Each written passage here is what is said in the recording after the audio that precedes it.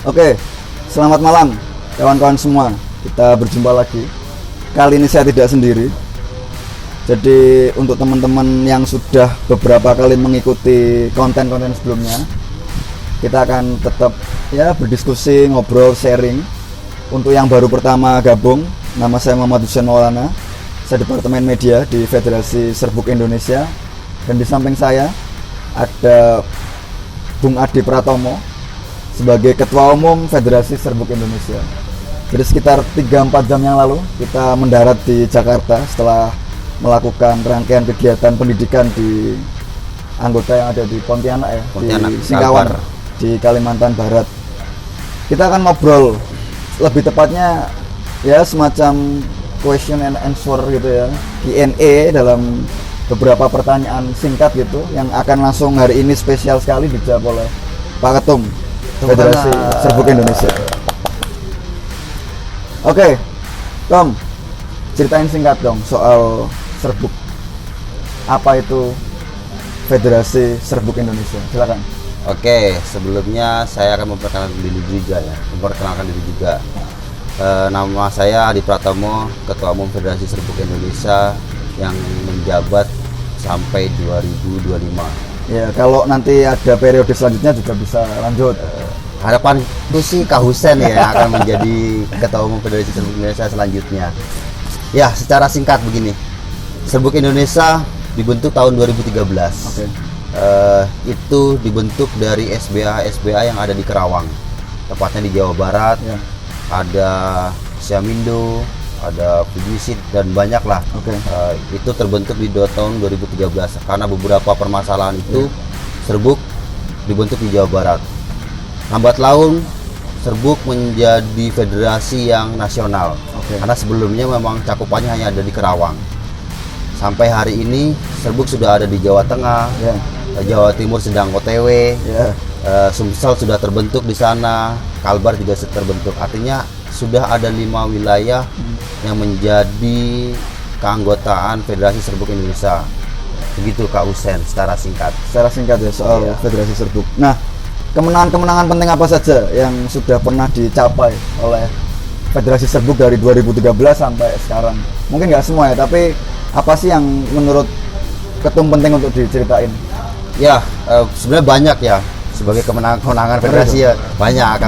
Kalau sedikit ya artinya organisasi nggak maju. Oke, gitu. setuju saya. Ya, poin pentingnya begini, kita pernah memenangkan tuntutan dari pekerja harian menjadi PKWTT. Oke.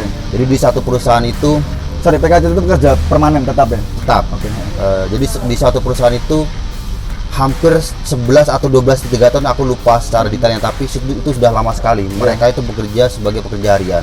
Nah, karena mereka berserikat, karena mereka berlawan, pada akhirnya mereka diangkat menjadi karyawan tetap. Itu salah satunya kemenangan besar. Yang kedua, ada di basis kita itu yang memiliki PKB sangat bagus menurutku. PKB apa tuh? Itu perjanjian kerja bersama. Di aturan hak normatif, aku ambil satu contoh ya. Ada pasal tentang THR. Iya. THR itu kan diberikan perusahaan setiap hari raya, Iya. Idul Fitri. Normalnya itu kan 1 kali upah. Iya. Tapi kita memiliki PKB yang bagus. Di sana mereka mendapatkan THR itu 2,5. Bayangkan, 2,5 gaji. Oke. Yang harusnya kan mereka terima kan 1 ya secara normatif. Tapi mereka bisa membuat PKB itu mendapatkan 2,5. Itu kan besar sekali, bayangkan. Dan ada juga di basis kita itu yang memiliki jaminan sosialnya sangat bagus menurutku. Selain memang mereka didaftarkan di BPJS, yang itu kan merupakan wajib ya setiap perusahaan. Tapi mereka pun didaftarkan di jaminan sosial yang premi yang berbayar atau asuransi lah. Agak eksklusif. Agak eksklusif karena itu ya kawan-kawan tahu lah ketika BPJS sama asuransi yang eksklusif pasti akan sangat berbeda. Itu salah satu capaian-capaian yang menurutku sangat bagus ya. Makanya menurutku penting beberapa PKB itu menjadi bukan titik akhir, tapi itu capaian yang harus kita capai di Serbuk. Iya. Untuk teman-teman yang belum tahu ya, jadi PKB itu perjanjian kerja bersama. Jadi itu semacam kesepakatan bersama antara serikat pekerja di dalam perusahaan. Ya, dengan pemilik perusahaan yang mana itu mengatur beberapa hal di antara kedua belah pihak. Iya. Karena biasanya kalau umumnya itu kan hanya ada peraturan Ada perusahaan PP ya, atau peraturan perusahaan. PP saja. Kalau PKB itu Bahkan terkadang PP juga nggak ada kan gitu di ya perusahaan. malah apalagi nggak ada. yang mirisnya itu kadang Mirisnya nggak ada. malah nggak ada. Jadi ngatur kerjanya gimana nih? Tapi di PKB itu dua belah pihak ya, Tum ya. Dua belah pihak. Terus kemudian aspirasi pekerja bisa masuk ke situ. Betul. Dan itu hanya bisa dicapai dengan adanya serikat pekerja. Ya, dengan serikat pekerja ketika kawan-kawan berkolektif, persatuan itu pasti akan kawan-kawan dapatkan. Apalagi itu sekarang kayaknya penting banget ya di tengah undang-undang cipta kerja yang banyak mengurangi hak-hak kesejahteraannya buruh secara mendasar ya. Ya menurutku bukan hal penting lagi, tapi sangat penting karena PKB hari ini menjadi jaring pengaman ya. Oke. Di tengah situasi atau di tengah aturan undang-undang yang hari ini tidak pro pada buruh. Ya. Fleksibilitas tenaga kerja, mudah direkrut tapi mudah di PHK. Ya. Hari ini di PHK dengan kompensasi murah, Ya. jaminan sosialnya juga turun. Itu kan miris sekali ya. Ya. Makanya PKB itu menjadi sangat penting, menjadi garda terdepan kawan-kawan ketika kawan-kawan berserikat. Iya. Iya, artinya perjanjian kerja bersama di sini nanti sebetulnya teman-teman bisa cek lebih lanjut ya. Iya, bisa Secara bisa teknis googling ya, lah. secara teknis detailnya gimana. Tapi itu hanya bisa dicapai dengan serikat pekerja. Serikat pekerja. Selain itu apa tuh? Beberapa kemenangan lagi misalnya yang dicapai oleh Serbuk selain mendapatkan PKB itu. Di Sumatera Selatan itu Iya. kita sempat mogok. Jadi ada satu permasalahan yang kawan-kawan mendapatkan di daerah PLTU ya. Iya. Mereka itu ya sama kasus banyak ya, ada PHK, Iya. itu kan normatif ya, ada PHK, gaji kurang, BPJS tidak didaftarkan, tapi kawan-kawan ini berserikat dan kekuatan kawan-kawan ini kan kompak. Iya. Pada akhirnya mereka mogok dan semua tuntutan itu mereka menangkan. Oke. Artinya memang kekuatan ketika kita berserikat itu ya memang aksi atau mogok kerja. Iya. Itu merupakan satu ciri khas serikat buruh lah Iya. dalam perjuangannya. Iya. Selain mereka juga bisa berunding apapun itu, tapi mogok itu menjadi ciri khas bahwa perlawanan atau berlawan yang terkuat itu ya memang aksi dan Iya. mogok kerja. Tapi gini tuh, mogok itu kadang kesannya ngeri ya. Iya. Karena sudah mesin dihentikan, terus kemudian ya terlihat wah ini ngeri banget ini gitu. Itu aman tuh tapi mogok kita ini ya.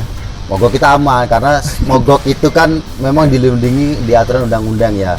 Untuk mencapai mogok itu sebenarnya kan juga nggak asal mogok aja, Oke. nggak bisa gitu juga karena tahapan-tahapan yang dilalui itu pasti ada dari bipartitnya.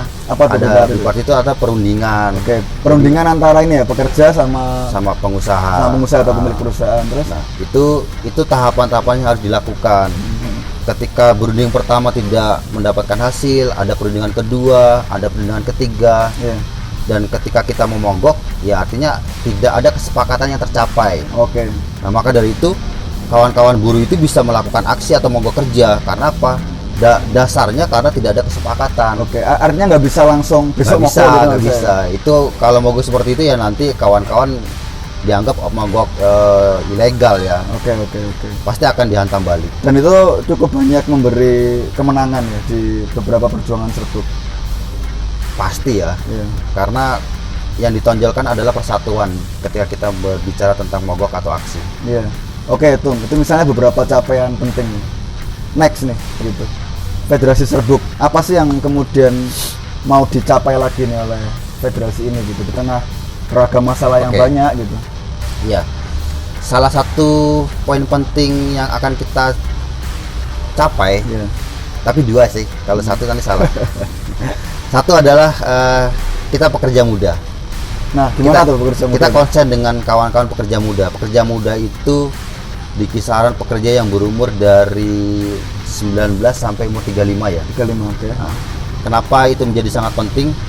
Ya, besar tidaknya atau berlangsung tidaknya organisasi kan akan dipimpin oleh kawan-kawan pekerja muda. Tidak Oke. mungkin yang hari ini kawan-kawan ini akan memimpin selamanya. Itu Iya. pertama.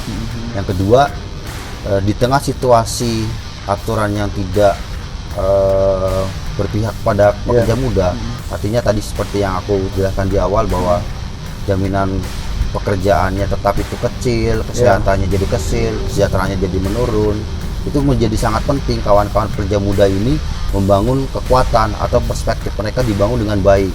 Karena itu merupakan tongkat atau estafet organisasi. Regenerasi, keberlanjutan ya. Kaderisasi itu pasti akan tertitik tumpu pada pekerja muda. Itu yang pertama. Yang kedua, cita-cita Federasi Serbuk Indonesia itu kan keterlibatan 30% itu adalah pekerja perempuan atau wanita. Oke, keaktifan kawan-kawan pekerja perempuan itu menjadi sangat penting. Di Federasi Serbuk sendiri memang keterlibatan kawan-kawan perempuan ini sangat minim. Masih minim. Minim. Padahal pekerja perempuan atau kawan-kawan perempuan ini kepemimpinannya sangat dinantikan. Karena ya tidak harus hanya laki-laki yang memimpin, tapi wanita juga harus ambil bagian. Karena misalnya kalau perempuan ikut juga terlibat dalam kepemimpinan, aspirasi dia bisa ikut diperjuangkan lebih efektif. Karena ketika kita ngomongin head, itu kan banyak perspektif bahwa head itu kan penyakit. Padahal head itu bukan penyakit, dan itu kan memang harus kita gaungkan, dan kawan-kawan pekerja perempuan ini memang harus bangkit untuk mengatakan itu, hak itu. Oke. Terakhir, untuk teman-teman yang belum berserikat. Yang pasti kawan-kawan harus berserikat. Karena ketika kawan-kawan berserikat, ketika kawan-kawan membentuk organisasi, di sana akan terbentuk persatuan, di sana akan terbentuk solidaritas. Kita sebagai makhluk sosial, karena kan kita tidak bisa hidup sendirian. Artinya kita membutuhkan bantuan orang lain. Di dalam serikat, solidaritas itu kan menjadi sangat penting. Solidaritas itu kan mengajak kawan-kawan semua, merangkul kawan-kawan semua untuk ikut andil, untuk ikut merasakan. Kalau bahasa kerennya di pekerja atau buruh itu kan satu tersakiti, kita akan merasakan semuanya. Artinya kenapa menjadi sangat penting? Ya kalau kawan sendiri, ya kekuatan kawan kecil. Kekuatan buruh itu kecil. Perlawanan terhadap manajemen untuk merubah kebijakan yang jelek menjadi bagus itu menurutku sangat tipis ketika kawan-kawan hanya sendiri. Tapi ketika kawan-kawan berserikat, kawan-kawan berpersatuan, kawan-kawan membangun solidaritas, membangun konsolidasi, kesempatan untuk menang itu sangat besar. Gitu. Terus kalau caranya gabung ke Serbuk gimana nih? Terakhir ya media sosial kita itu Kausen yang ada di bagian Departemen Media Propaganda itu bisa dihubungi. Bagaimana caranya bergabung dengan Serbuk? Itu nanti ada hotline yang bisa dikasih oleh Federasi Serbuk Indonesia. Ada di Instagram. Nanti ada di sini ya Instagramnya. TikTok udah punya belum sih kita? TikTok, OTW. Ada YouTube nanti. Jadi sebenarnya mudah untuk bergabung dengan Serbuk. Tinggal kawan-kawan mencari situs. Kita ada situs namanya www.serbukindonesia.org. Itu kawan-kawan juga bisa masuk di sana. Artinya sangat mudah lah, bisa dicari di media sosial. Begitu teman-teman semua, kesempatan yang cukup langka bersama Ketua Umum Federasi Serbuk. Karena setelah ini sudah akan ada agenda lagi. Terima kasih ya Tum ya. Ini juga kita kemarin ke Kalbar, terus habis ini kita dengan adegan masing-masing. Dan apa itu? Saya tetap di Departemen Media Propaganda di Jawa Tengah, di daerah. Kak ketemu ada di pusat. Sampai ketemu lagi di perbincangan-perbincangan selanjutnya. Selamat malam teman-teman semua.